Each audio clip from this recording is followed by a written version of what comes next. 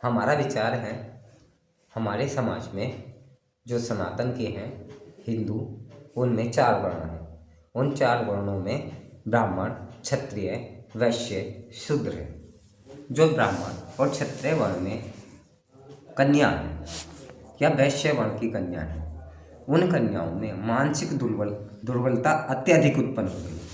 वे अपने मौलिक अधिकारों का दुरुपयोग कर रहे हैं।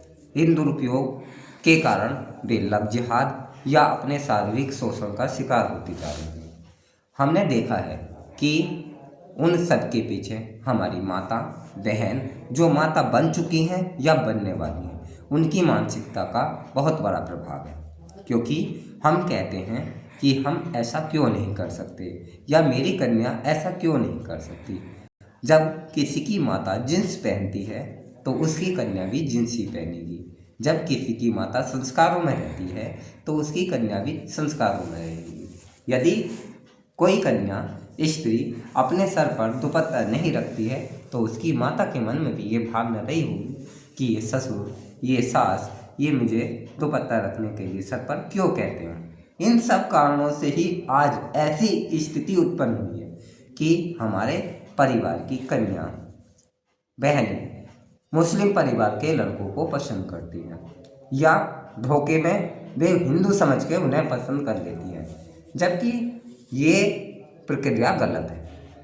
यदि हम अपने घर पर अपनी कन्याओं को यह सूचना दें किन पुरुषों से हमें शादी करनी है, किन से मित्रता करनी है और किन से हमें बातचीत या बोलचाल नहीं करनी है, तो शायद ये मानसिकता के कारण हमारे जीवन में लव जिहाद जैसे जो अव्यवस्थाएं हैं वे कम हो। इनसे बचने के लिए हमें बहनों को, हमारी माताओं को स्कूल में पढ़ने के साथ साथ अपने आध्यात्मिक गीता, भागवत या रामचरितमानस का भी अध्ययन करना चाहिए। रामचंद्र, सीता माता आदि उत्तम चरित्रों का अध्ययन करने से हमें प्राप्त होगा कि सीता माता ने लंका में रहने के बाद भी सोने की लंका को क्यों त्याग दिया। श्री कृष्ण भगवान के 16,000 स्त्रियाँ थी, फिर उनके सुभद्रा आदि अनेक सुंदर स्त्रियाँ होने के बाद भी उन्होंने 16,000 अन्य कन्याओं से शादी क्यों की।